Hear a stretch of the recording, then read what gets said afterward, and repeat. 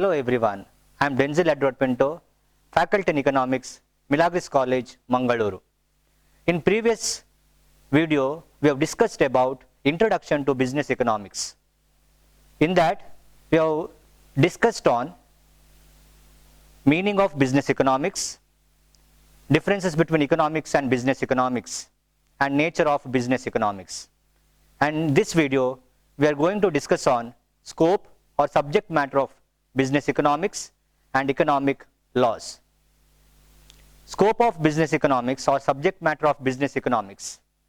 They are demand analysis and forecasting, cost and production analysis, pricing decisions, profit management, and capital management. The first one, demand analysis and forecasting. A major part of business decision making depends on accurate estimate of demand. A demand forecast can serve as a guide to management for maintaining and strengthening market position and enlarging profits. It provided the essential basis for business planning and occupies a strategic place in managerial economics. So next one is cost analysis and productions analysis. A study of economic cost combined with the data drawn from the firm's accounting records can yield significant cost estimates which are useful for managerial decisions. Here cost analysis is wider in scope and it is in monetary terms. Production analysis is narrower. It frequently proceeds in physical terms. So some of the cost concepts, cost output relationship, economies and economics of scale, production function, and cost control are the factors of cost and production analysis. Next is pricing decision, important area of business.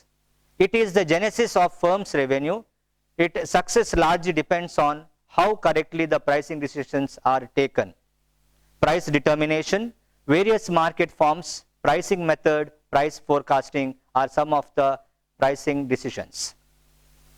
Next is profit management. All business firms aim at maximum profits.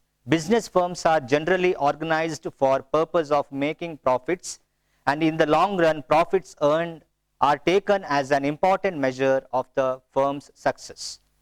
If knowledge about the future were perfect, profit analysis would have been a very easy task because firms works under conditions of uncertainty. What are these uncertainties? Fluctuations in demand, changes in price of inputs and products, changes in the number of competitors, and changes in technology. Next is capital management. Among the various types of business problems, the most complex and troublesome for the business manager are those relating to a firm in capital management.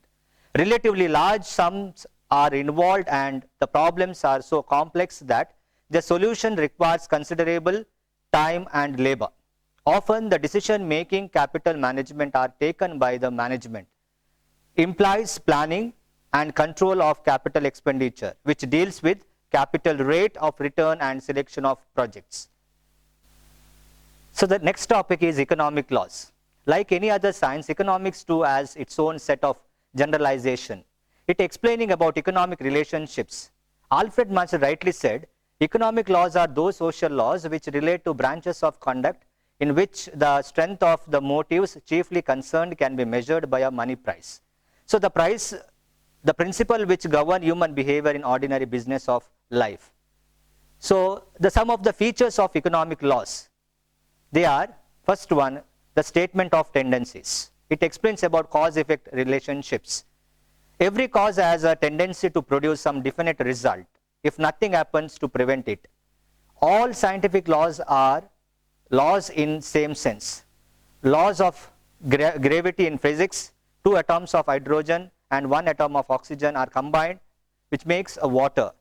In chemistry and in economics, we have law of demand, which explains about other things being equal, price increases, the quantity demanded decreases, or it is also called as inverse relationship, where it explains about cause and effect relationship. Next one is different from government laws.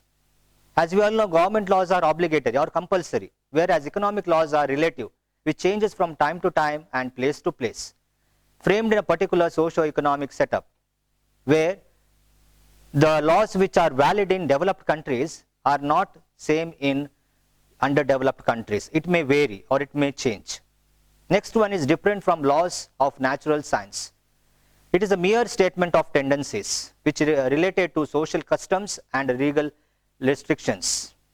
Next one is more exact than the laws of other social science, because in economics we deals with the money or price which are measured in terms of money and prices. And the last one is conditional or hypothetical, which depends upon the fulfillment of certain conditions. All economic laws contain the qualifying causes, other things being equal or ceteris paribus. They are conclusions drawn from certain assumptions.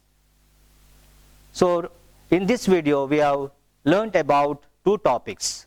They are economic laws and subject matter or scope of business economics.